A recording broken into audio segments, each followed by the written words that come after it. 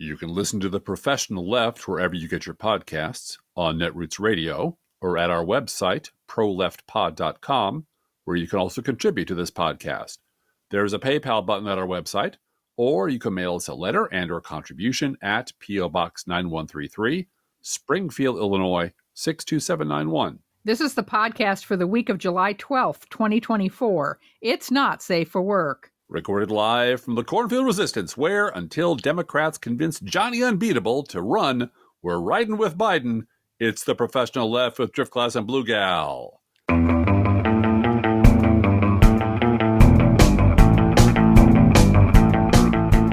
That Johnny Unbeatable, he's made of Legos and rose petals, Driftglass. And dreams and unicorn farts. Yeah, but he's unbeatable. Yeah. And I don't know why Democrats aren't nominating him, because he's right in the name. The magic pixie dream candidate. Yeah. They should be nominating that person. Come on, God damn it, people. Also, this week, one of our favorite imaginary sponsors is back, just like Johnny Unbeatable. This is, some of you longtime listeners, they remember, Where the Good Lord Split Ya Emergency Farewell Party Planners. Yes, the sheet cake is in the break room. What's the occasion? Well, this, from the Daily Beast, is the occasion. Quote, Pope excommunicates Trump-loving ultra-conservative. What a beautiful sentence. What a beautiful, beautiful sentence. The Vatican's former ambassador to the U.S. refused to recognize Francis's legitimacy, so he got thrown out of the Catholic Church. The Vatican has informed a Donald Trump-supporting archbishop that he is being excommunicated for refusing to recognize Pope Francis's authority after years of outspoken public attacks. Unquote. Yeah, Where the Good Lord Split Ya is an itty-bitty division of Hallmark cards that includes greeting cards like, so your MAGA asshole priest got excommunicated. Best of wishes, boy, that's appropriate. Best of wishes in all their future endeavors. And if they excommunicated this particular asshole MAGA priest, can Martha Ann Alito be far behind? Well, she's pretty, follow the Newt Gingrich example. If you're going to be an amoral degenerate, at least give them bags of jewelry. Yes, exactly. To guarantee that from your Tiffany's. Wife... From yes. Tiffany's. Can my wife be Vatican ambassador now? Only if the president is a corrupt monster. Well, he is. So look out. Look out, Vatican. For Newt. It did. It did. Yeah. Look, this has just been a ridiculous week in the media. And we are 100% behind the president of the United States and his decisions in terms of running. It's just been horrible. And the media has been horrible. And we're going to talk about that for most of this podcast. But that's where we're at. I have shut it down for the summer. Yep. And if I miss something, if I miss a story, or if there's something you think I need to talk about or we need to talk about, guys, shoot us an email, proleftpodcast@gmail.com. We'd love to hear from you. This week, and as is the case every week for years on end, the Beltway media has collectively decided that it knows best. It knows what everyone should think, feel, and prioritize. And anyone who says otherwise needs to shut up and sit down. The last 40 years, folks, have been marked by a series of epic media failures that they conveniently tossed down the memory hole. Relentless hammering of Bill Clinton, led by Republicans and funded by conservative donors, was supposed to cripple his presidency, maybe even drive him to resign. Then, according to, here he comes again, Newt Gingrich's plan. The Gingrich plan. Yeah.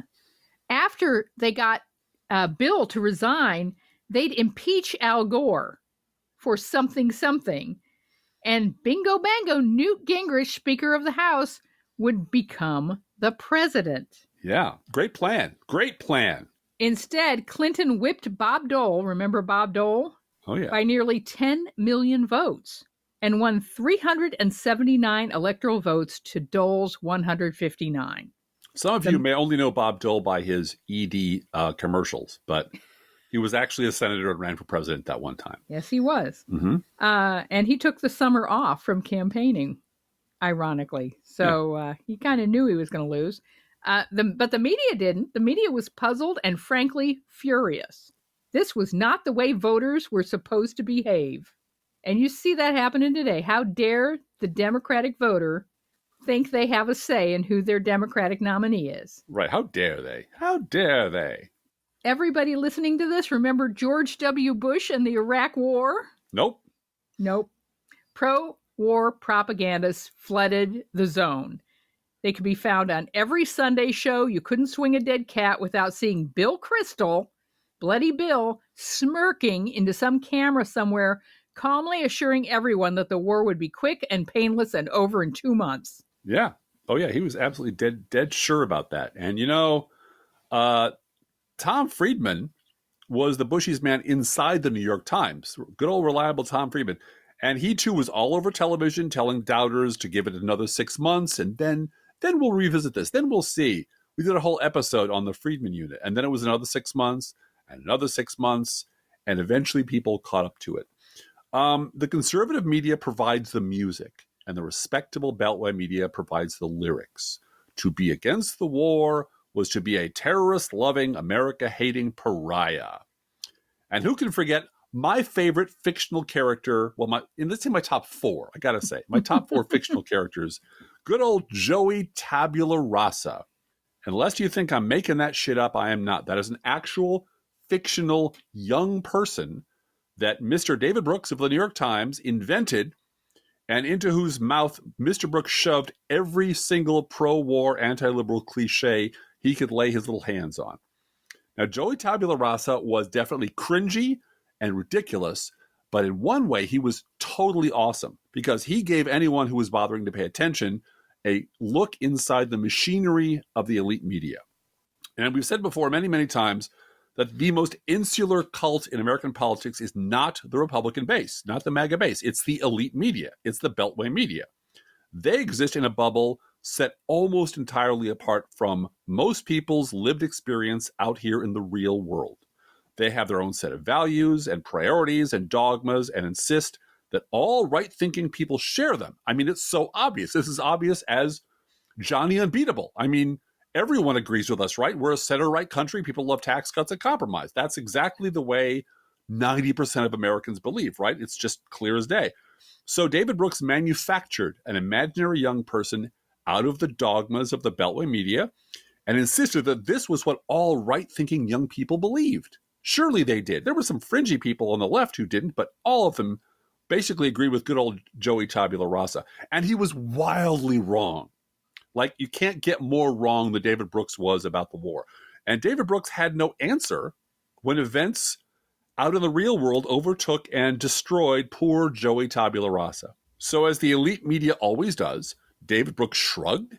He denied he'd ever said any such thing, and he just moved on because that's what you do. You just blow it off and move on because who's going to hold you accountable? The Schulzberger family? Nah. Remember how frantic the Beltway media was to pretend that the Tea Party was some brand new thing, instead of the same old Republican bigots rebranding themselves with stupid hats and flags. Remember how quickly they dismissed Trump as a joke. All I want to say is that anybody, from the Democratic side of the fence who thinks that, who's terrified of the possibility of President Trump, better vote, better get active, better get involved, because this man has got some momentum, and we better be ready for the fact that he might be leading the Republican ticket. Next, I know you don't believe that, but I want to go on to write it down. Sorry to laugh. Next week, George, we had Jesse Ventura in Minnesota win the governorship. Nobody thought he was going to win. I'm telling you, stranger things have happened. Well, and also, George, that was ABC's This Week, and they and the rest of the Beltway media were positive Trump could not possibly represent the base of the Republican Party, that his constant lying and overt racism would alienate that base. But it didn't. Turns out the base loved that shit. And so the Beltway media had to concoct yet another reason why they couldn't possibly be wrong. The base couldn't really be a bunch of angry bigots. They're Americans. They're Americans. They're good red-blooded Americans. They're Republican Americans. The best Americans, Blue Gal. That's when the term economic anxiety suddenly became very popular with the Beltway media, Driftglass. Yeah. When the Beltway media safaris into the unexplored interior of the American heartland began, And overnight, the nation's newspapers were filled with stories featuring, remember, Driftglass, all those Ohio diners? So many Ohio diners. So many rural, rustic, real Americans out in Ohio diners. And the same was true of conservative evangelicals and Catholics, the ones the Beltway media hired to carry their message. People like Michael Gerson and David French and Peter Wehner and Ross Douthat. Michael Gerson being dead now, but all the rest of them still have jobs in the media, don't they? They were all equally certain, absolutely dead certain, that conservative Christians, who they swore were all about personal morality and piety and Jesus, would never, ever, ever fall in line with Donald Trump. But they did, didn't they? But surely the sober and sensible leadership of the Republican Party would keep Trump in line. But they didn't. And don't call me Shirley. Well, surely now that Trump has been twice impeached, and especially after the disgrace of January 6th and all those righteous speeches from outraged Republicans. There's no question, none, that President Trump is practically and morally responsible for provoking the events of the day. No question about it. We can finally say for certain that Donald Trump is out of politics forever and will never darken our door again. But he is.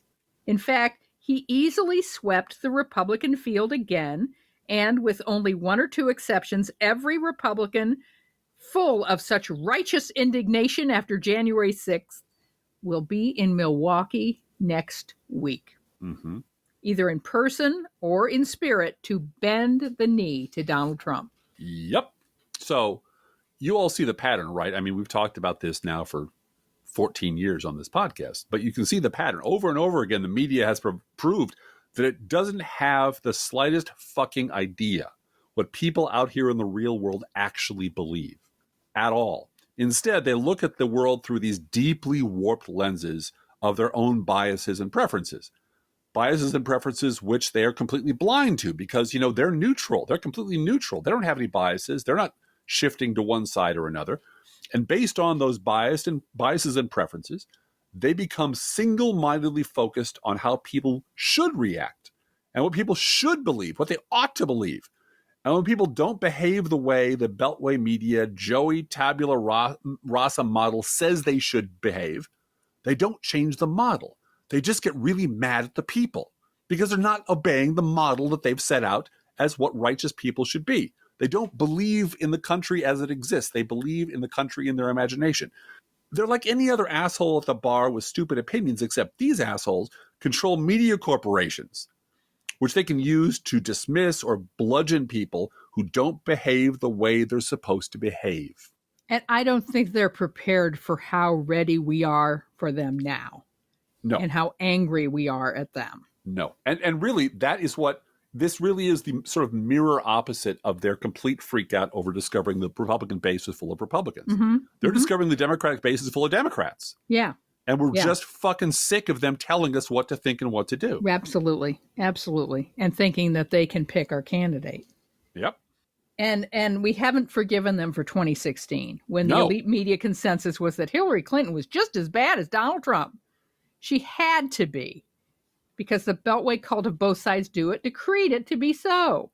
And so the media went looking for reasons to hate Hillary Clinton because they needed balance. So she was shrill.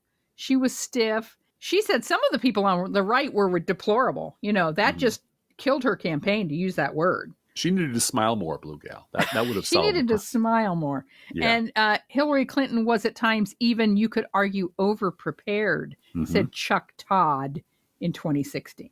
And then, of course, there were the emails, butter emails, which the New York Times absolutely beat into the ground and for which they have never apologized. And notice the emails thing went away the nanosecond Trump won.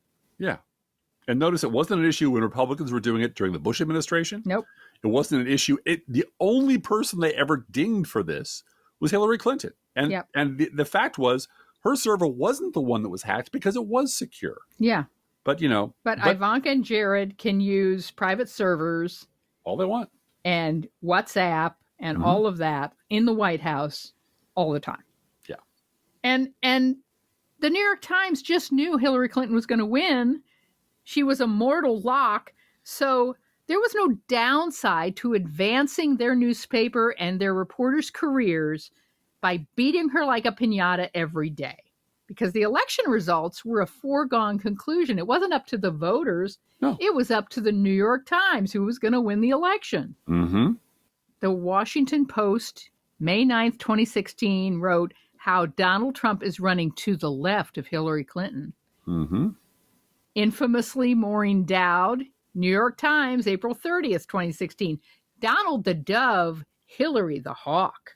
Kathleen Parker, Washington Post, November 4th, 2016, calm down. We'll be fine no matter who wins.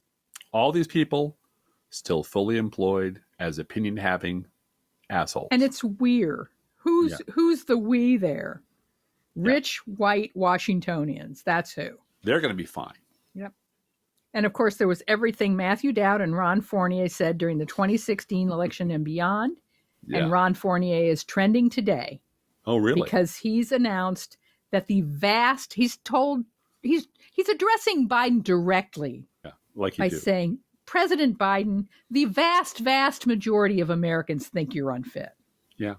Well, no, but he should stay in office because that will disrupt the corrupt duopoly even better. Corrupt duopoly, I know. Whatever happened to that? Yeah, that's it. Come to our town, Ron. Let's you and I have a talk. They're all wrong, Driftglass. Disastrously wrong. And they've been wrong. And because none of these media, quote unquote, professionals and none of the veteran Republican comms people who morphed into the never Trumpers ever bothered to find out what the Republican base was actually like. Instead, they told each other fairy tales about a fictional Republican Party that never existed. And when it turned out they were horribly wrong, they went looking for someone else to blame. Yeah. Got to have scapegoats. And it's not us. I mean, Stuart Stevens is the rare exception. Yeah. He will say, it was us, it was me, I was wrong, it was all a lie. But most of the rest of them are like, they're looking for some other reason, some other excuse why these professional political veterans had no fucking idea what was going on right in front of them in the one area of expertise that they're being paid to be experts in. And they still don't. And they still don't. And it's happening again. It's happening right now in real time, even as we are podcasting out there in the world. There is an elite media consensus that Joe Biden must immediately drop out of the race and be replaced with somebody. Nobody quite knows who. Everybody has their pile of Legos they want to build the perfect candidate out of, but somebody, anybody. However, this time, they're not operating out of a willful ignorance of the Republican Party base. This time, they're being aggressively ignorant of the Democratic Party base. Mm-hmm. And that's us, by the way. That's us. That's you and me. Ron Fournier does not speak for me. I'm let me just put it that way. If he thinks he does, again, come to my town and we'll have a talk. They're also busy angrily lecturing Democratic voters about what we should want. They're not bothering to notice what we actually want. Mm-hmm. And a whole lot of us still want Joe Biden. Now, and you know who understands that, Driftglass? AOC and Bernie. Yeah. Yes. That Biden is accomplishing the liberal agenda. Yeah. Shh. Maybe that's why they hate him. Shh. Yeah, of course Maybe it that's is. why they hate him. Now, does this mean if Joe Biden, the president of the United States, on whom this decision rests and only him, decides to step aside, that we are going to stay home and cry and rend our garments? Of course it doesn't mean that. That's bullshit. If Biden decides the Democrats' chances are better if he steps aside, that's fine. That's great. We'll vote for whoever the Democrats run. Now, yesterday, I was on the Bradcast with Brad Friedman and Desi and Digby, and it was a blast. It's always a blast. And I was asked at the end of the show, because Brad is a jerk. No, I love him. I love him to death. He put a choice to Digby and me, and her choice was, if George W. Bush was running as a Democrat and Trump was running as a Republican, who would you vote for? And my choice was, it's Trump versus Dick Cheney as the Democrat, which is the lowest circle of hell I can imagine. Who would I vote for? And it's Cheney, obviously. Yeah. Cheney is lawful evil, and Trump is chaotic evil. I would take a long Silkwood shower afterwards, but it's obvious what the choice is. You have to get rid of Trump. Whoever's running at the top of the ticket gets my vote, because that's the vote that moves Trump out of contention and into the ash heap of history. Now, Agreeing with me, we now present notorious capitalist running dog Noam Chomsky on the subject of the lesser of two evils. You were pretty explicit when I interviewed you earlier this year that progressives should vote against Trump, and if that you were in a swing state, you would have voted for Clinton as the lesser of two evils. A lot of progressives didn't agree with you. A lot of young millennials, they voted for third-party candidates like Gary Johnson and Jill Stein, or they stayed at home and didn't turn out, saying Trump, Clinton, what's the difference? They're all the same. What's your message to those voters today who refuse to vote for Trump or refuse to vote to stop Trump? What's your message to them now that he's won and he's in the White House? Same as before. I think they're making a bad mistake. First of all, there are two issues. One is a kind of a moral issue. Do you vote against the greater evil if you don't happen to like the other candidate? The answer to that is yes, if you have any moral understanding. You want to keep the greater evil out. Second is a factual question. How do Trump and Clinton compare? And I think they're very different. I didn't like Clinton at all, but her positions are much better than Trump's on every issue I can think of. The point is, we want someone who will fight for us, who won't let themselves be flogged off stage by petty, obsessive attacks by A.G. Schulzberger and the New York Times. Now, I'm about to read something to you guys, and I want you to understand that when we rehearsed this, my chin fell on the floor. Your Campbell chin, and that's My Campbell chin fell on the floor. So brace yourselves for this. Yep. This is from the website The Conversation. Journalist Jennifer Schultz observed that as of the morning of July 5th, the New York Times had published, now this is 8 days since the debate, from the debate until July 5th. That's 8 days. The New York Times had published nearly 200 pieces on Biden's debate performance, comprising 142 news articles and 50 opinion pieces in 8 days. Yep.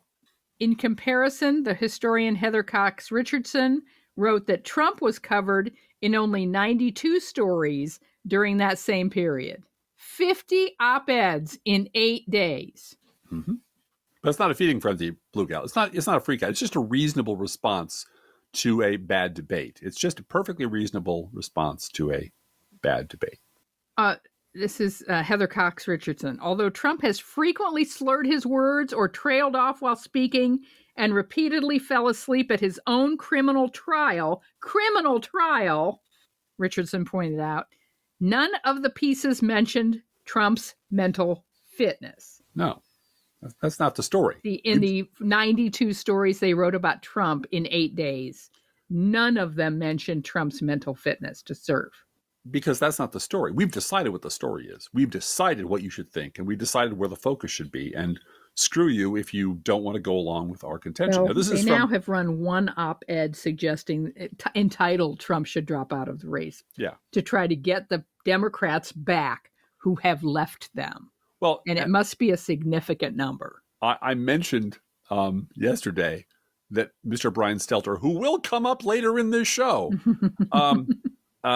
was being very defensive and again trying to slip his resume to the New York Times, say, well, no, honestly, the New York Times did mention that Donald Trump should also drop out of the race. And whoever was covering the story mentioned, it was an article entitled something like "Why Joe Biden Should Drop Out of the Race," and the 20th paragraph in is like, oh, and by the way, Trump should drop out too. It's one of those things you throw in at the end so that liberals won't hate you. So you can check a box and say, well, I said it. Now get off my back. So this is from Oliver Darcy, continuing at reliable sources. Quote, while Biden's horrendous performance at the CNN debate was obviously a major story worth discussing at length, it has been a bit puzzling to see some of the press use it to strongly imply that the president is mentally incapacitated man. It's one thing to suggest that Biden is not energetic enough to effectively run for office in such a crucial moment, or that he's lost his fastball and should step aside for a new generation of leadership. But some of the coverage has started to resemble Fox News level of hysteria, portraying Biden as a senile figure with debilitating dementia, while largely letting his opponent off the hook for the bizarre and sleepy behavior he has recently exhibited. Unquote. And here's a truly brilliant analysis from our friend of the pod, Rick Perlstein. Mm-hmm. I wish he'd write shorter books. I know, with pictures and pop-ups. Quote, Rick Perlstein, quote, the New York Times detailing 90 reporters onto the Biden death watch, 90 reporters, reveals yet another American civic institution in its glaring failure to stand up to the stress test of imminent fascism. This is where democracy goes to die. Mm-hmm. Back to Rick Perlstein. Alas, it falls into agenda-setting elite political journalists' narcissism sweet spot. It makes themselves the center of the universe while denying they have any political agency at all. And I will just remind everyone, I'm sorry to keep interrupting Rick Perlstein, Peter Baker brags about the fact that he doesn't vote in elections because he wants to remain above it all. It would taint my reporting on democracy to participate in democracy. Participate. Yeah. Right. Back to Rick Perlstein. It also lets this elite media preen in their version of virtue, which is balancing all the bad stuff they had to say about the GOP, akin to how they puffed up and domesticated the Tea Party to balance the way they puffed up Obama, unquote. Yeah. Hey, Rick, I know you're listening. Good job. If they'd only talked to people at the Tea Party rallies, they would have found out that they all voted for Bush twice and that they got the idea to come to these rallies from Glenn Beck. And Fox News. And that this was a funded, they could have done a little digging and found out who funded them too. Yeah, well, and it was Dick Armey led for a while. I mean, yes. It didn't require that much homework. I did like 9 clicks when it was the Tea Party people were in Chicago on on PBS. Yeah. And I found out their backgrounds, boom, boom, boom. But the reporter who interviewed them just sat there like basking in the glow of this brand new grassroots movement, these guys who'd never been in politics before. And it was just, I was shaking my head going, Phil Ponce, don't you own the Google? Can't you look this shit up? I'm looking it up. I'm just some schmuck with a blog, 20 blocks away from your studio. Why can't you do this? Well, because that wasn't the story. The story was this is a brand new organization and everyone should just ignore the fact that it's 99% Republicans. Yeah. Now, as all of you know, we at the professional left speak for the Democratic base through all time and space and dimension. That's us. If you want to know what because all Democrats think the same, we are a monolith. You don't need to really poll anybody other than us. We'll tell you what everyone thinks at all times. And we here at the Professional Left Podcast want someone who will fight for us.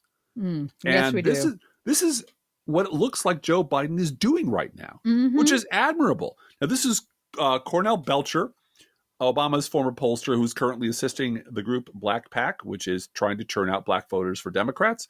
And he's being quoted in the Bulwark. Quote, there has been a perception for a long, long time that Republicans will fight and Democrats won't. This is a prime example of this. We all know Donald Trump could have stepped on that stage and taken a piss, and Republicans would have said, it's a beautiful piss. And the guy who has delivered more of the progressive agenda, certainly more than Bill Clinton or Barack Obama, Democrats will cut and run from him at the first sign of trouble. Except for AOC and Bernie. And the Professional Left Podcast. And Professional Left Podcast, Gretchen Whitmer. Yes. Some liberal governors will not. Yes, right. Going back to Mr. Belcher, I think that this is a reinforcing narrative that Democrats don't stand and fight. Regular people in their regular lives don't cut and run that easily from people they are associated with. It's not all transactional. Real people in the real world fight when they're getting screwed over, and they fight for what they believe in, and they fight for what they need to hold on to. And the fact that the story is Democrats will always roll over and always cut and run is one that Joe Biden is cutting against right now. And that's admirable. Now, and I don't think the media has any idea how appealing we Democrats find the image of Grandpa Joe flipping the bird to the elite media and refusing to lay down for a cabal of pundits who've been very loudly wrong about pretty much everything for as long as I can remember. Yeah. So whether it's Joe Biden at the top of the ticket in November or it's someone else, here's one weird trick that would go a long way towards kicking Trump's ass. No, I don't want them to gain another yard. You blitz all night! And if they cross the line of scrimmage, I'm gonna take every last one of you out. You make sure they remember forever the night they played the Titans. Or, if you prefer your speeches coming from Marvel movies, Stark, we need a plan of attack. I have a plan. Attack. In that spirit, we are resurrecting a feature from another podcast that I miss. It has closed shop, and we're sorry about that. Liberal Oasis with Bill Schur and Tracy Olson. And Tracy had a feature called The Stabby Five. yeah. Things that made her stabby. 5 people or institutions which deserve to be metaphorically stabbed in the face for their foolish or despicable actions during this time of crisis. Also, just they make me stabby. Right. So, going from 5 to 1, number 5, Hollywood liberals, specifically George Clooney and Rob Reiner. And this goes back to something I've said several times on this podcast already. But in this instance, it's biting Democrats on the butt. And that is when money becomes speech, money becomes the only speech. And we know that from Citizens United, that all the dark money flooding into Republican politics in particular is dangerous for democracy. Well, it's dangerous for democracy when Hollywood millionaire fundraisers for the Democratic Party are proving to be almost as pernicious. Nobody elected them. And it's money that gives them outsized influence in our political system. Mm-hmm. And celebrity, but it's money. It's the bundling they do in California. Yeah. And they don't deserve it. They deserve to have their opinions. They deserve to have their opinions heard, but they are so wildly outsized. And honestly, George Clooney, I love you. I loved you in, let me think. No Way Out? Not No Way Out. It's the one where he lays people off for a living. Oh, yeah. Up in the Air, I think it's called. Up in the Air, yes. Loved him in right. that. But dude, you're the guy who looked at Batman and Robin and said, that's a sure winner, And put nipples on the Batman suit, and you didn't question that. Yes. I don't exactly trust you to peer into the future of politics and tell me who's going to win and who's not. Right. And Rob Reiner, you have your own string of wonderful movies that I enjoy and a bunch of really bad ones that don't show up on your IMDb very quickly when you look them up. Mm-hmm. So guys, just keep making movies. And you know what? Here's a thought. I have a great idea if you want to get really involved in politics, because every time I watch the Oscars, what I see is a room full of mostly liberal celebrities, millionaires, some billionaires, with enormous extended experience in movie making, in persuasion, in videography, in media, in marketing, in celebrity, in making compelling stories, none of whom will lift a finger or spend a fucking dime to build an actual liberal media that would save our country from the Fox media that the right is more than willing to spend billions of dollars building and investing in over decades. So I appreciate your opinions, but how about you take your opinions and go build a liberal media? Because that's the problem. In case you've been listening to this podcast all these years and don't realize it, the media is the problem. We don't have the kind of megaphone the right has. And as you know, the mainstream media fucking hates us. And we'll use you any guys are entertainers. You could make it a popular form of entertainment to be informed with correct information. Sure. It'd be wonderful. You tell stories. I mean, get the guys who wrote The Bear to write a couple of, there are great storytellers out there and Democrats have great stories to tell, but we don't have the infrastructure or the money to do it. You do. So if you'd like to put your money where your politics is, start building that thing, and you will find us more than interested in hearing everything you have to say about the liberal media you will build for us. But that's an aside, because let's go on to a different media platform called... Another stabby. Stabby number 4, The Bulwark. And this is the lead story today. Quote, the bonfire of the Democrats. We are witnessing the makings of a bad mix of ambition, apathy, politics, and greed, unquote. This is a collective story by Tim Miller, Sarah Longwell, and Bill Kristol. And the thesis is that all objections to shoving Joe Biden aside are stupid and wrong, and instead voters should heed the warnings of 3 people who were run out of the Republican Party because they actually never knew what the hell was going on in the Republican Party and were caught completely by surprise when it turned out that their party was full of Republicans. What you're hired for is to help us. Does that seem clear to you? To help us, not to fuck us up. Stabby number 3, Brian Stelter, who has decided to beg for his job at the New York Times or CNN or wherever by pretending that Project 2025 is, quote, forward-looking. Yeah. When the advocates for Project 2025 actually say out loud on social media that it's about canceling the 20th century. Everything from the New Deal to civil rights to women and gay rights to Social Security and Medicare to the Affordable Care Act. I'm stabby. Mm-hmm. I'm stabby, Driftglass. Makes me very stabby. This month, the 28th of this month, is the anniversary of John McCain's thumb. Right. Stopping skinny repeal of Obamacare. Yeah. Getting rid of the Affordable Care Act is a big part of 2025. Project 2025. Well, it has to be because it's Barack Obama's, and this scary black man made us look stupid because we said. You want to live through that again? Yeah. Do you, Driftglass? I'm asking you. Do you want to live through that again? I couldn't. I mean, I couldn't stand to see my wife pinned to the television or sitting in front of the screen crying. Yep. Because it looked very much like we were going to lose everything, lose our health insurance, and that was it. That was it. Yep. We could never afford to buy medication for the kids, to go to a doctor. That was it. It was over. And it was over because Republicans wanted to take it away from us. Mm-hmm. And because Donald Trump had a great healthcare system that was going to be awesome and cost pennies on the dollar and be ready in 2 weeks. And tens of millions of completely awful, stupid, bigoted morons voted for him.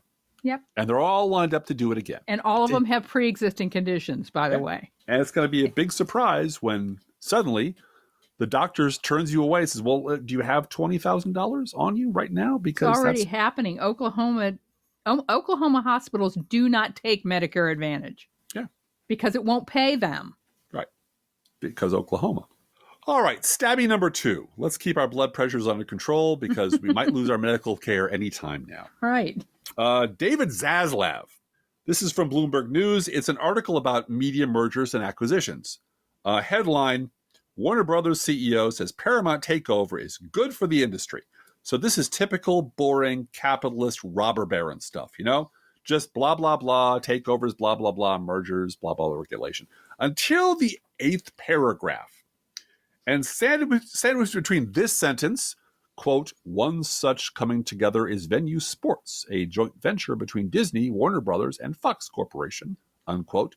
And this sentence, quote, Warner Brothers, the parent of CNN, HBO, and other channels, has been trying to renew its media rights with the National Basketball Association, unquote.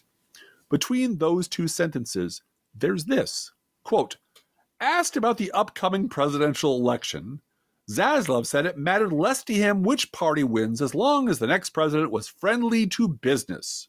Quote, we just need an opportunity for deregulation so companies can consolidate and do what we need to do to be even better, unquote. We need to not have any regulation when it comes to building monopolies. Yeah. Well, and when the CEO of a major media conglomerate says, I don't really give a shit who the president is, as long as he lets me get away with murder. Right. Like, oh, okay, I get it. Right.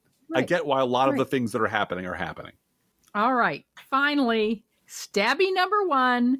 Yep. Say it with me, kids. The New York fucking Times. Yeah. And specifically, Peter fucking Baker. Yeah. This week, Peter Baker decided that Parkinson's disease expert visits the White House multiple times was just too good a story to, check out or investigate or research in any way.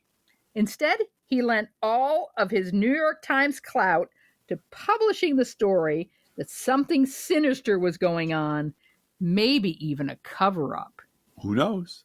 Who knows, Blue Gal? His article, with his fucking byline on it, his name is on this, says that according to White House visitor logs, a Parkinson's disease expert visited the White House 8 times in 8 months. Still, the Biden team says that Biden only admits to seeing a neurologist once a year for the last 3 years.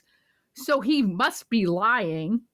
The article doesn't mention that Biden was traveling overseas or in a different state on several of the dates when the Parkinson's experts were at the White House, or that they were there to provide guidance for that historic bill to fund the fight against Parkinson's that Biden signed after they helped him. Because you know what? The White House does research on stuff. They do. They're pretty good at that. They don't throw a bill together without funding and send it over to Congress. The implication was that Biden must have Parkinson's and that they were covering it up. After all, why hasn't Biden released his medical records, huh? Huh? What about that, huh? Except he did in February. They included neurological and cognitive results with no unexpected or abnormal results in it. Dumbasses. Another fun fact, this conspiracy theory actually started at the New York Post and Alex Berenson. People who call themselves journalists at the New York Times took as their assignment editors a Murdoch-owned right-wing propaganda tabloid. Because then they wouldn't have to leave their office. They could just read the tabloid and report on it. Yeah. Because it was so good for both sides. Mm-hmm. And also, Alex Berenson is a notorious conspiracy theorist to begin with, and they ought to know that. They're in New York. They ought to know that. But Blue Gal, on the other hand, the story was so tasty and delicious, and it was sitting right there on the windowsill cooling. And you can't get angry at them for stealing that pie and running away in the woods and eating it because... Fired. Yeah. Peter Baker should be fired. Well, there's a whole bunch of people who should be fired, including maybe Ken Vogel, because that's a dishonorable mention on these stabby. Also of the New York Times. Man, I'm sensing a theme here. Who tried desperately to make a big deal out of normal advance work done for every president, most CEOs, governors, mayors, and even city council members. This is Ken Vogel himself. Quote, for his events, Biden's staff prepares a short document with large print and photos illustrating logistics like walk to podium, view from podium, unquote. Now, a little something about me.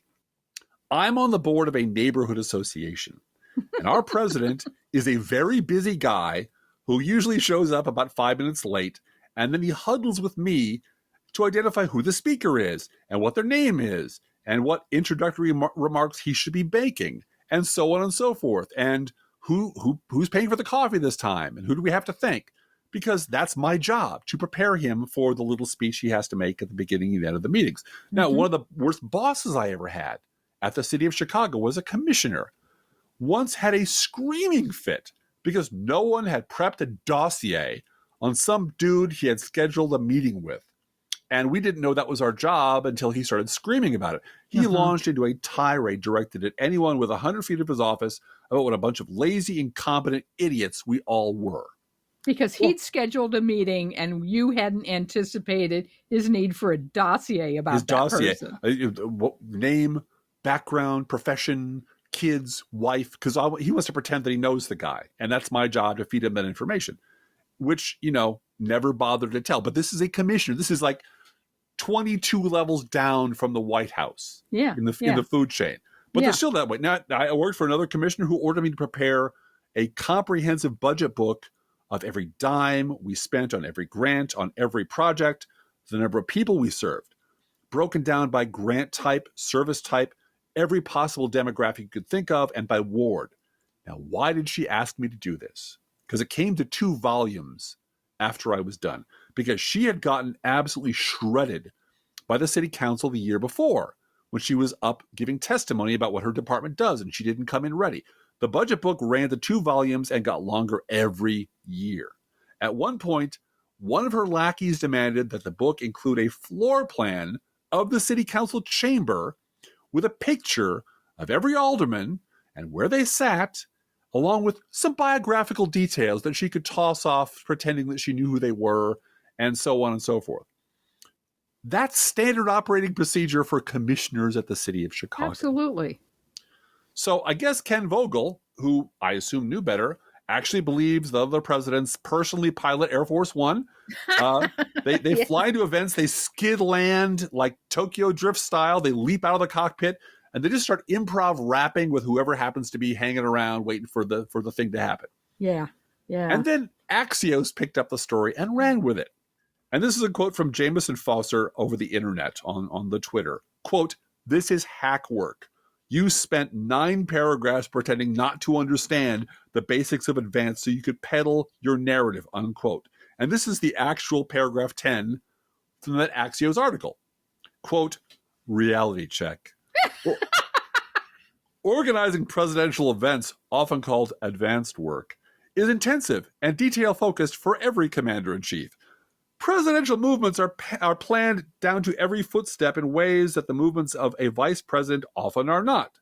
Advanced documents have also evolved since Biden was vice president, including the increased use of smartphone photographs," unquote. And all of this advance work is provided to the Secret Service and often contributed to by the Secret Service. Because choreographing where the president is going to be exactly is kind of fucking important when you're protecting him from assassins. No, you don't understand, Blue Gal. This is unique to Joe Biden. No one else ever had this happen. No one else ever went through this. This is and because he's got dementia and he's and slow, and so he needs a picture of where he's going. Mm-hmm. No, the Secret Service needs a picture of where he's going. I'm so sick of this. And to think about writing a 9-paragraph report and then at the end of it putting, reality check. Yeah. By the way, everything we just wrote is bullshit. Yeah. Bet the headline didn't say reality check. This is from Dana Hool. Quote, "So the problem is Biden's advanced staff are too good because they're conspiring to keep the public from finding out the true Biden. Has this guy ever attended a presidential event? Everything is advanced and choreographed in precise detail. Nobody notices advance unless they screw up." Yep. And this is, there is I guarantee you, the advance team in the Trump campaign, they don't know what he's going to say from one minute to the next. Right. He starts going off on Hannibal Lecter. Sharks. They got nothing. Sharks, Hannibal Lecter, batteries, planes with batteries. Remember all the ocean. times that Obama, you'd sit there and you'd just be fucking bored? Right. Because Obama had to thank every local individual and their wife for what was, because all politics is local. Exactly. So you're gonna thank Joe Smith, who's the city councilman who introduced you. Sure. Because the people who are sitting there are going to be dealing with Joe Smith tomorrow. That's right. And they will remember that Obama mentioned him. Yeah, he must be important. He must be important. And he's, an Obama campaign person, right? He's a good guy. So it all helps. Yeah. It all helps. And this is just silly season. And I'm real sick of it. Same here, Blue Gal. I unsubscribed from all of the Axios newsletters this week. Yeah, and that's your job. For crooks and liars, I'm supposed to read that stuff. I figure I can get it from other sources. Yeah. Because this is just garbage. And what happens when you unsubscribe from the first one is they ask you to fill out a survey of, why are you going? And I said, checked other. I said, because of your anti-Biden bullshit that is never ending. And then they didn't want to hear from me anymore. Yeah. This is from Susan J. Demas, editor-in-chief and columnist at Michigan Advance.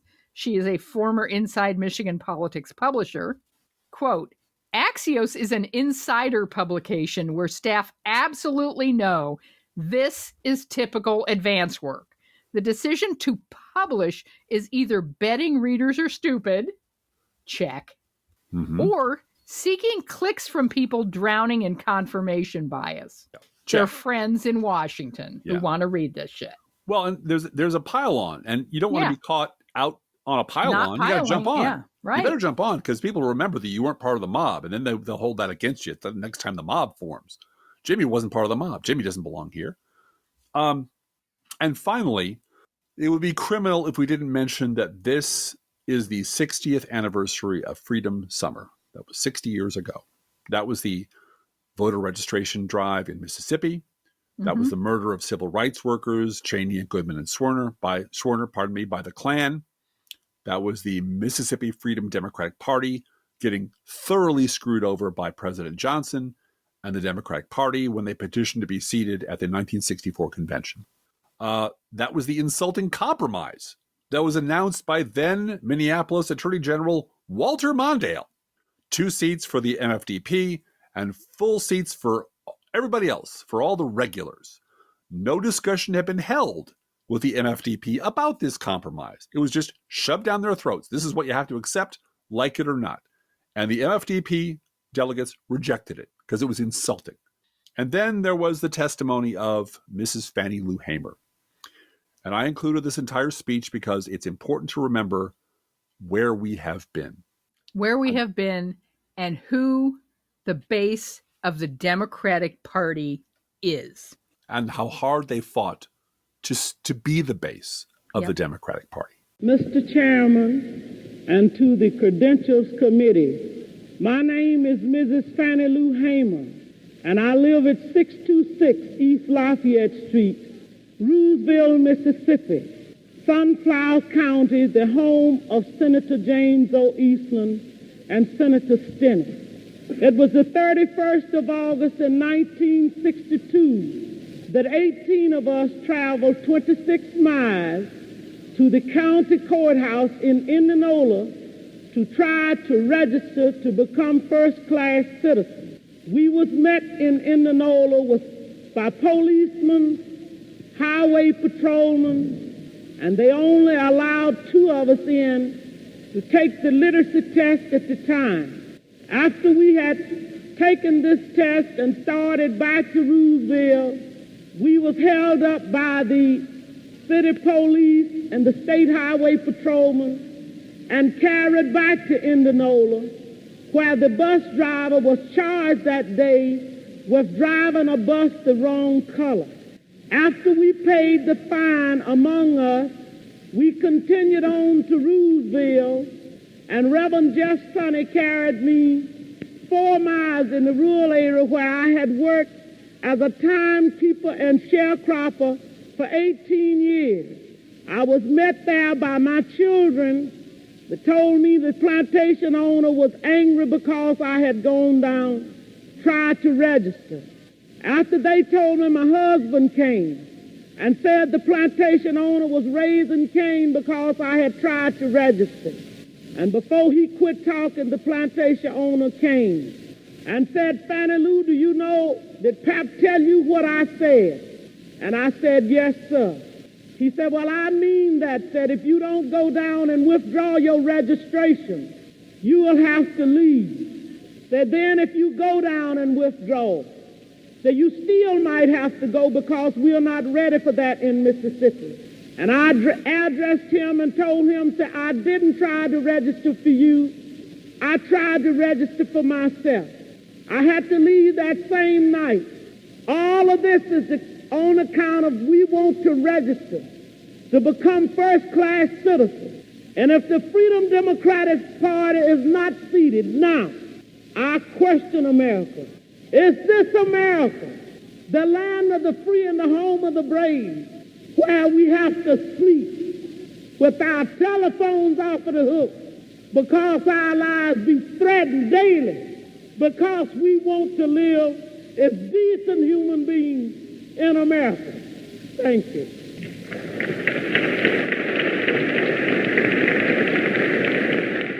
More people than we will ever know sacrificed more than we have ever been asked to sacrifice to drag this country, kicking and screaming most of the time, towards a more perfect union. And Republicans have a plan to drag us all back to those days, to undo all the slow and painful progress we've made. And that plan is called Project 2025. Yep. And look, our foreign enemies would love to see us dragged back as well. We don't have time to talk about the Heritage Foundation getting hacked by furries, but there's a whole bunch of Chinese IP addresses in that hack. Mm-hmm. And I'm just going to tell you guys, I have given up watching MSNBC completely. Mm-hmm. And except for work when I have to do a clip, at home on my own time, I'm done. And that includes Lawrence O'Donnell, not because I think Lawrence O'Donnell, that's the DNC hour. I get it. But I want to punish his bosses. Right. I can't tolerate this crap from them. And as our listener Steve says, MSNBC is not our friend. They're a corporation. They are. And they're engaging in this pile-on too. And I'm sick of it. And I'm not going to tolerate it. I'm not going to have it in my house right now. Mm-hmm. I agree with God forgive me. I agree with Chris Matthews. This will be over in October. But, yeah. It's just ridiculous. Now, I did a tweet this week that caught fire, and I was quite shocked. It got over 1,000 retweets and has 4,300 likes. And I wrote, I can't tell you how many fellow Dems have told me they've turned off MSNBC for the summer because of their anti-Biden bullshit. And that's true. Mm-hmm. I've gotten emails, tweets, letters, etc. People are just done with this crap. And I wrote, if the orders from the suits upstairs are to create drama to attract viewers, it's a massive fail. That got over 4,300 likes. They're in trouble with us because we are their viewership. Yeah. And they have tried over and over again to lean right. Right. Let's get Greta Van Susteren in here. Let's get Hugh Hewitt in here. Let's get some more conservatives in here because that's who we want to be watching us. Mm-hmm. And what they're doing, and they finally did it. They finally started to alienate their actual core demographic, their core audience. They burnt us out. And we are fucking done with you, MSNBC. And you know who they're gonna hear from first? The good people at Ozempic. Yeah. Where are all those eyeballs you promised us? Yeah. Where the hell are those eyeballs? Yeah. I thought you said we'd have X number of viewers. We have X minus 20,000 or 200,000 every night. Yeah. What the hell? Yeah. So, as we know, it's from David Zaslav all the way down to the merest reporter on television. It's money that matters. Yeah. That's what speaks to them. Mm-hmm. And that's all they understand. So to the best of our ability, we're going to make sure we are heard in that venue. Yep. And I think maybe now we should move to a news roundup. Luca. Yeah, we're running a little long, but we're going to do a news roundup. The President Bidening continues. Mm-hmm. Speaking of Mississippi, this is from WLBT TV, Jackson, Mississippi. State lawmakers will again have to tackle redistricting because not everything has changed yet. Yeah. A ruling handed down by a federal court on Tuesday, 3-judge panel in the U.S. District Court for the Southern District of Mississippi ruled that at least 2 state Senate districts and 1 state House district would have to be redrawn after judges determined the 2022 redistricting maps unlawfully diluted what? Black voting power. Yeah. Yep. The court also ruled that once the lines are redrawn, special elections would be needed in the new districts. It's time to write postcards to voters. Yeah. That's something you can do right now in your own home. And my Mom's Demand Action group will be meeting next week to do postcards to be mailed in October to Ohio voters to get them to turn out. This week, the Atlanta Journal-Constitution ran a 1,000-word profile on what they called a retired Georgia teacher claiming that she was a conflicted voter, reluctantly leaning towards Donald Trump. Now, what did this 1,000-word article omit? It omitted the fact that her husband is the former chairman of the Peach County Republican Party, who retired just this year. The article obliquely mentioned that her husband, Tom Morrill, had recently worked as a local GOP organizer. He was the Peach County GOP chairman in 2012 and in 2016 and in 2023-24. And his wife's face literally appears next to every post in the Peach County GOP Facebook group he ran. Quote, her greatest fear? Biden winning, then not completing his term, making Vice President Kamala Harris the president. It is a prospect Morrell views as, quote, even more frightening than Biden, unquote. And why is that so frightening to a GOP chairman's wife? The reporter didn't bother to ask. Biden's too old because Kamala is too black. Yup. And all of the racism in that, from the reporter, from the husband, from the wife, and glossing over who they are. Yeah. Is just flat out everything that's behind that mask. It's a Klan mask, and everything behind it is what's behind the Klan mask. And the thing is, they can't say it out loud anymore. No. That's what makes them mad. That's the Makes them change. very mad. And they're very furious about that. And that's why they're voting for Trump, because, reluctantly voting for Trump, because he'll say it. Mm-hmm. One of our Stabby 5 runners-up, Maggie Haberman, was on CNN saying it was unfair, Driftglass, unfair to say that Trump was in favor of Project 2025. His cabinet sure as fuck is. Yeah, his cabinet, half of his future cabinet or past cabinet wrote it. Yeah. So, but he doesn't know them, never met them, doesn't know their faces, never heard of them, never heard of the Heritage Foundation, doesn't know anything about this. But he's cognitively unimpaired, Blue Gal. Yeah. Even though the Heritage Foundation has huge signs in Milwaukee welcoming everyone to the Republican convention. Yeah. Yes. And speaking of the New York Times, this from the Capitol Hunters website. To everyone appalled by the New York Times July 4th op-ed, quote, why I don't vote, and maybe you shouldn't either, unquote, please note that, number one, the author, Matthew Walther, did in fact vote in both 2020 and 2022. And number two, he's an extremist Catholic graduate of Hillsdale College, part of the religious right faction behind January 6th, unquote. But you know what?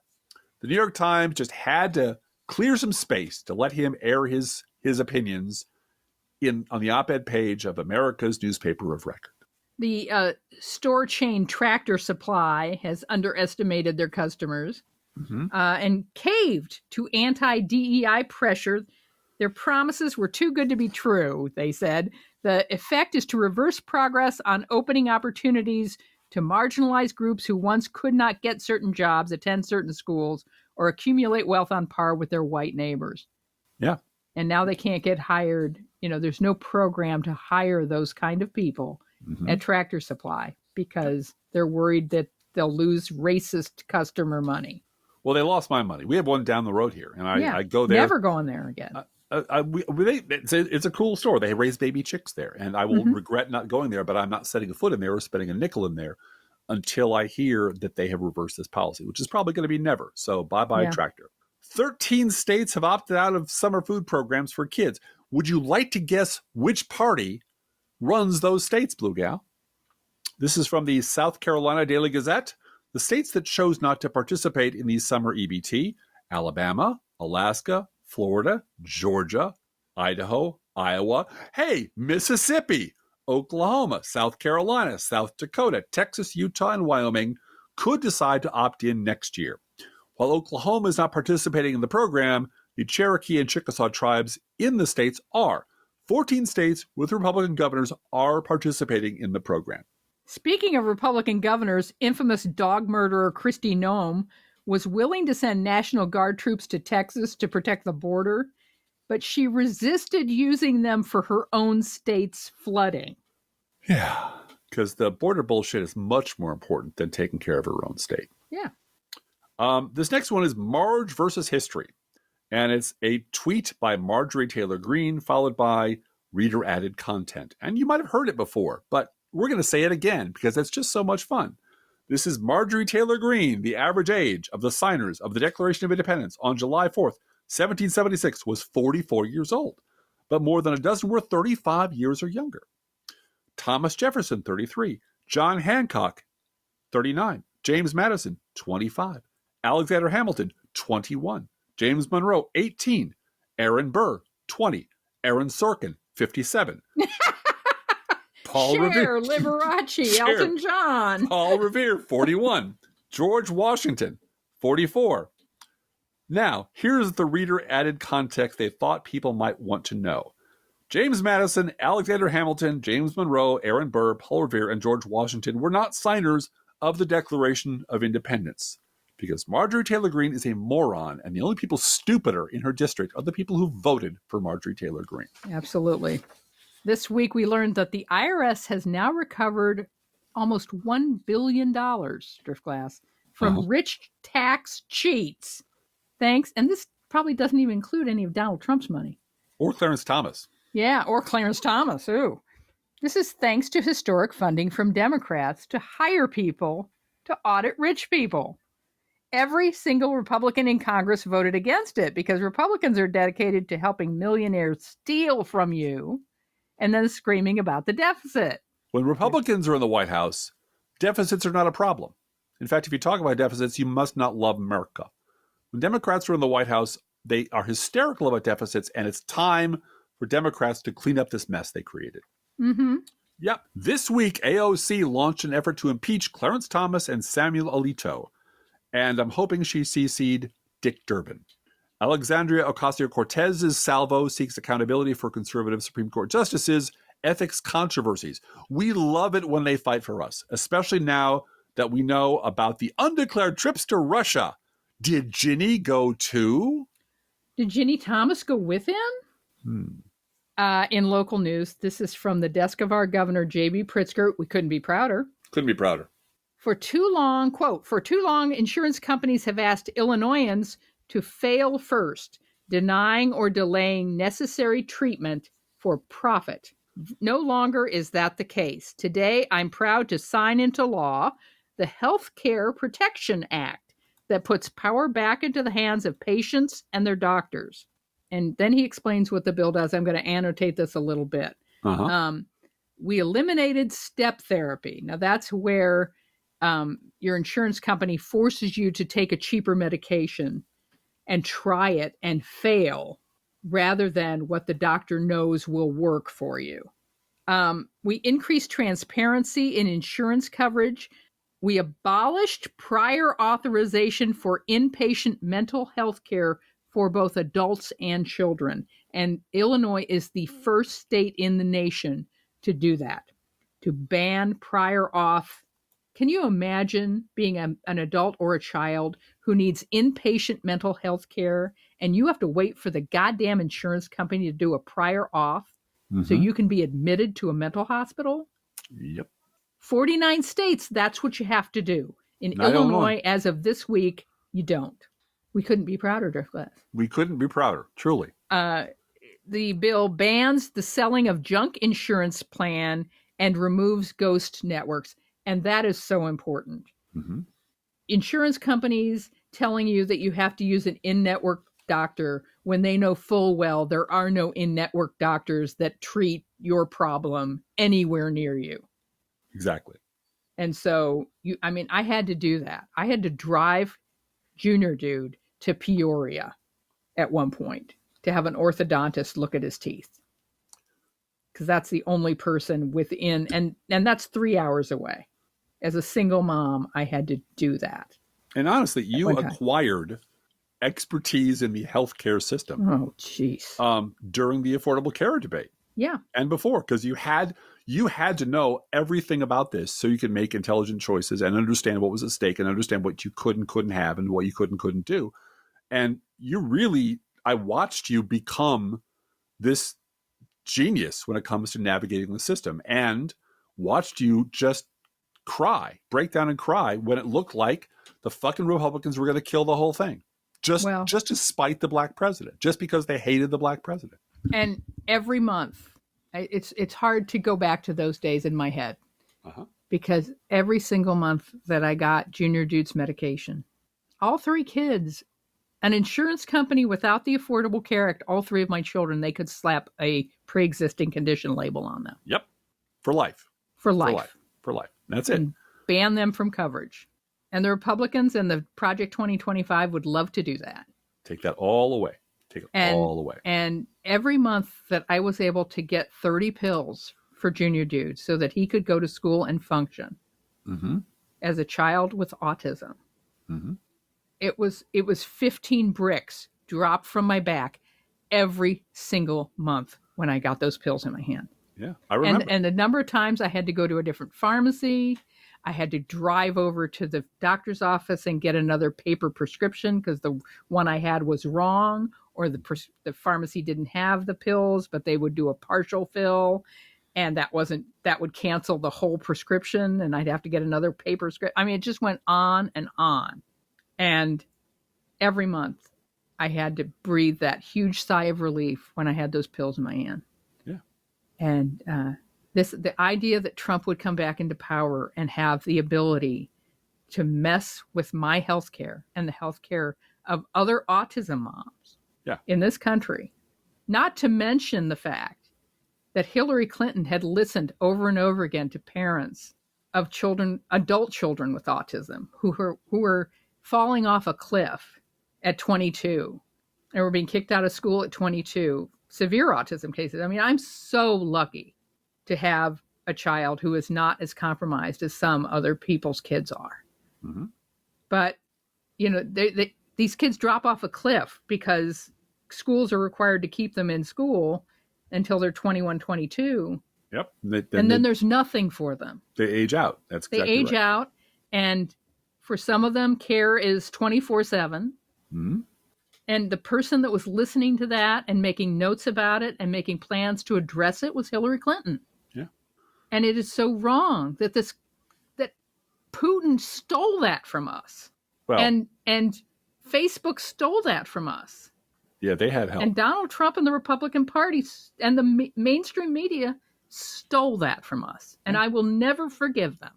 Well, in exchange, we got a stolen Supreme Court seat, 3 justices who committed perjury to get on the court, and a lifetime, if nothing changes, of catastrophically bad, extreme right Supreme Court decisions. Right. For the next 30 years, for the next Biden 40 better years. be using that immunity.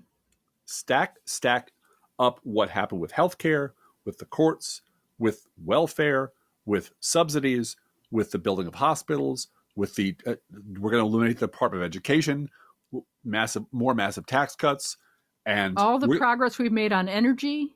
All the we're going to make abortion nationally illegal. You know they're going to do that. Yeah, they're going to come after IVF. They're going to come after birth control. Chemical, If you're medical gay birth and you're, control, right? If you're gay and you're married, you better be holding on to your hats because they're coming for that too. Because that's against God's will, you know. Right.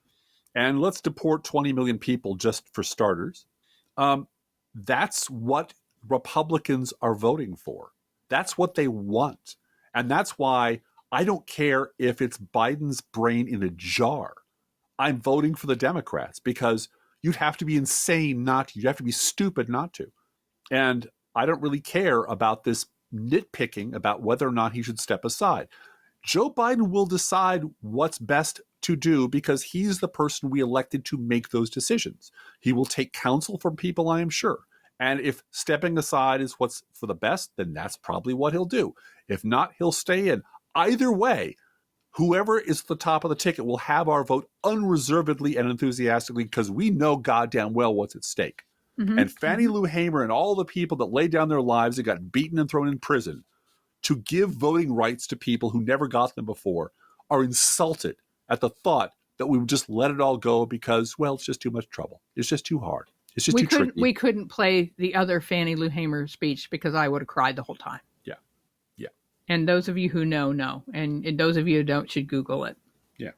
Anyway, if only Hillary has smiled more, right, Blue Cow? She was over-prepared, Driftglass. If only she hadn't prepared so much. All right. Take us out. And don't get me started about Kamala Harris. No. And what they'll do to her. No. And they're going to have to go through me. Well, they'll have to go through the K-Hive first, and I wish them well. As Rick Blaine said in Casablanca, well, there are parts of New York I wouldn't advise you try to invade. Yeah. Yeah. There are parts of the Democratic base you don't want to cross. Right. Mm-hmm. Hey, deep breath, deep cleansing breath, everybody. Postcards to voters. Let's win this. Each week, Blue Cow. Each week. We post to our Facebook page and website an internet kitty sent in by you, the listeners. This week's internet kitty is a family kitty. This is my sister's kitty, Darby. Oh, great. Nepotism. Like, we So don't have to get enough of that cute. at the goddamn New York Times. So cute. Darby is adorable. Darby is adorable. And Darby, of course, eats freshly poured cat food, our fake sponsor. Yeah. Whether you serve Pet Store Perfection or Dollar Store Direct, your cat will sit on the kitchen floor and demand that the food they eat is only freshly poured. Freshly poured, freshly poured. Oh my Lord, it's freshly poured. Please go say hello to Darby at our Facebook page or website, proleftpod.com. And you can send your internet kitty, dog, or other pet to us at our email address, proleftpodcast@gmail.com, where you can also write to both of us. We are a little light on internet kitties. One reason I adopted my sister's cat this week. So feel free to send us a picture of a pet. We'd love to see it. Mm-hmm. Feel free to write us. We love hearing from you. Be aware that if you write to us at any of our addresses, we reserve the right to read your email or U.S. Postal Service. Go, postal unions. Letter on the air, unless you say otherwise. I want to plug my knitting podcast again, Driftglass. Please go right ahead. On YouTube. Mm-hmm. This week, I did one where I didn't show anything I'd knit. And what? I talk about what happens if you have so much yarn that you know it's going to survive your death. It's called Sable. It's Stash Acquisition Beyond Life Expectancy. It's a thing. And there's even some Bible bitch in this episode. Yeah, I noticed that. So, yeah, I think it's the best podcast I've ever done of the 4 that I've put out so far. So I hope you enjoy it. Don't forget our gourmet coffee guidelines. I'm sorry. I was so enraptured with what you were saying, Blue Gal. I just sort of sat there looking. I can't believe this woman married me. I can't believe I'm that lucky man. But back to business, Blue Gal. Don't forget our gourmet coffee guidelines. If you can afford to buy an espresso-based beverage for yourself, buy one for us. This is not charity. This is our job. And if you can spare $5 a month, please spare $5 a month at patreon.com/proleftpod. Please share our show on social media. And if you love this podcast, we need the clicks and the likes, just like the New York Times in that way. We don't care what we say or do as long as we get your attention. Please get someone else to listen to. And thank you for doing that. And your donations this weekend will probably go into a special fund for Driftglass to spend on a certain someone next Tuesday. I know. There's a certain anniversary of sorts coming up that we are going to celebrate loudly and wildly in this little home of ours. Yes. I was born on my mother's birthday, and I was born on Barbara Stanwyck's birthday, and we're all tough broads with tender hearts. I can vouch for that. Yeah. Hey, Driftglass, how are the internet kitties doing this week? Well, the internet kitties, Blue Gal, as you know, are riding with Biden. Riding with Biden. Love you, Blue Gal. Love you too, Driftglass. Bye-bye. Bye-bye. Let's think about living. Think about living. Let's think about loving. Think about loving. Let's think about the hooping and the hopping and the popping and the lovey-dovey. Let's forget about the wine and the crying, the shooting and the dying, and the fellow with the switchblade knife. Let's think about living. Let's think about life. The Professional Left podcast is recorded under a Creative Commons license. Copyright 2024-25, GGBG Productions.